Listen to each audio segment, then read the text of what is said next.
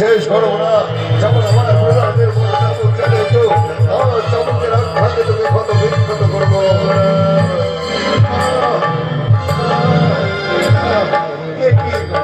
স্বামী দেবতা, আমার এই ছোট্ট ভাইটাকে এমনি চাবুক মারছ কেন? ওরে রাক্ষসী, তোরা দুজনে মিলে আমার সোনার সংসারটাকে শেষ করে দিয়েছ। চাবুকের আঘাতে ক্ষত বিক্ষত করবো। বাবা, এ কি করছো বাবা? ছোট ভাইকে চাবুক মারছো কেন? দেখি ধ্রুব, ওরে ধ্রুব দা, এখান থেকে চলে যা। ওই শয়তানের জন্য তুই আমার করতে পারিসনি। বাবা, ও বাবা, ছোট মাঝে আমার প্রথম গুরু, কারণ পদ্মলোচন হরির কথা আমায় ছোট মা বলেছে। আর ছোট মার জন্য আজ আমি পদ্মলোচন হরিকে পেয়েছি। তুমি আমার ছোট মাকে ক্ষমা করে দাও। বেশ, তোমার কথা আমি তোমার ছোট ভাইকে ক্ষমা করে দিলাম, কিন্তু ধ্রুবকে ছাড়ো, দুর্জয়কে ছাড়ো না। ওরে দুর্জয়, এবার এবার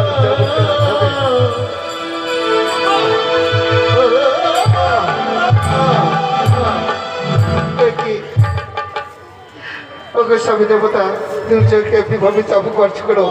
দেখি শুনেছি তুমি এসেছো, সরে দাও, শুনেছি সরে দাও।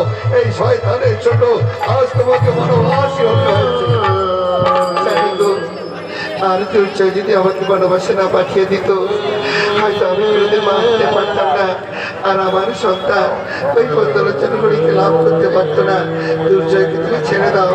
বেশ, তোমার কথায় আমি ছেড়ে দিলাম। ওরে দুর্জয়, এই ভোগে রাজভয় থেকে বেরিয়ে যাবে, আর কোনোদিন এই রাজবাড়িতে আসবে না। মহারাজ, আমি চলে যাচ্ছি মহারাজ, আমি চলে যাচ্ছি, আর কোনোদিন এই রাজবাড়ি।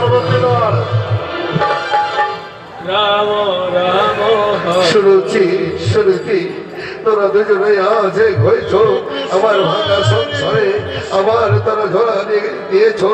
তবে আজ আমি তোমাদের একটি কথা বলতে চাই, আজ থেকে রাজ্যের রাজা আমি। আমার